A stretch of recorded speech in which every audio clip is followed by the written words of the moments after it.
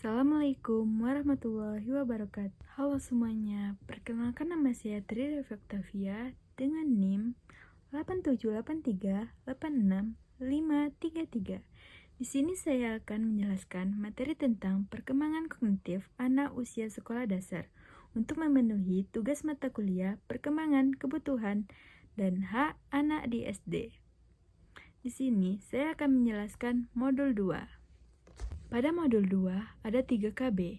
Yang pertama, KB 1, kemampuan kognitif anak usia sekolah dasar. KB 2, bakat dan kreativitas anak usia sekolah dasar. Yang KB ketiga, peran kecerdasan intelektual dan kecerdasan emosional pada anak usia sekolah dasar. KB 1, kemampuan kognitif anak usia SD. Perkembangan kognitif anak SD menurut Jan Piaget dengan teorinya mengenai perkembangan kognitif manusia banyak dipengaruhi dari hasil pengamatannya di bidang biologi. Perkembangan kognitif anak terbagi menjadi 4, sesuai dengan rentang usia. 1. Tahap sensori motor 0 sampai 2 tahun.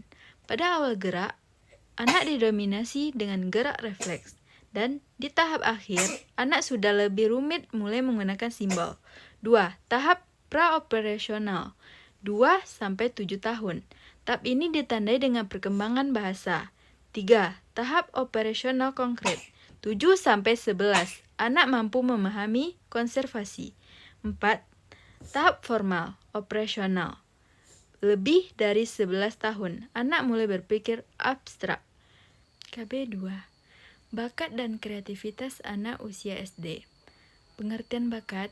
Bakat adalah potensi yang ada dalam diri seseorang yang perlu dilatih dan dikembangkan. Faktor yang mempengaruhi perkembangan bakat. Yang pertama, faktor dalam diri anak.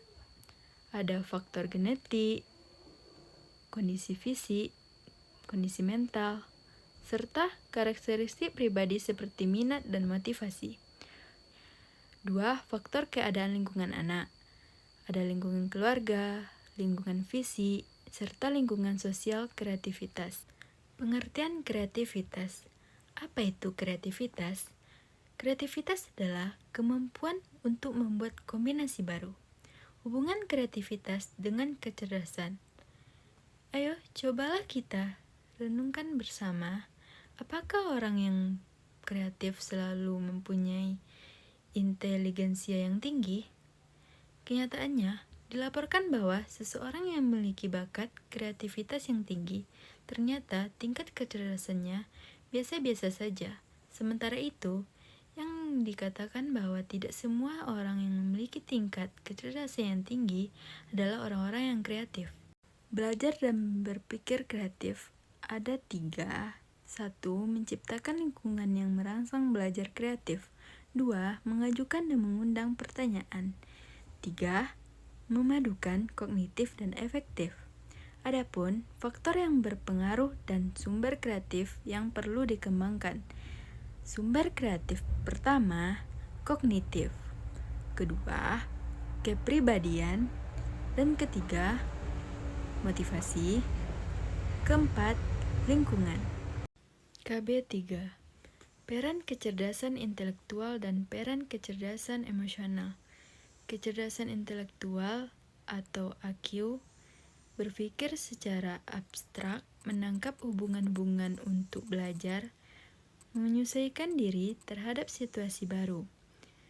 Kecerdasan sosial atau EQ ada pengenalan diri, emosi, memotivasi diri sendiri, mengenali emosi orang lain, dan mengendalikan hubungan dengan orang lain.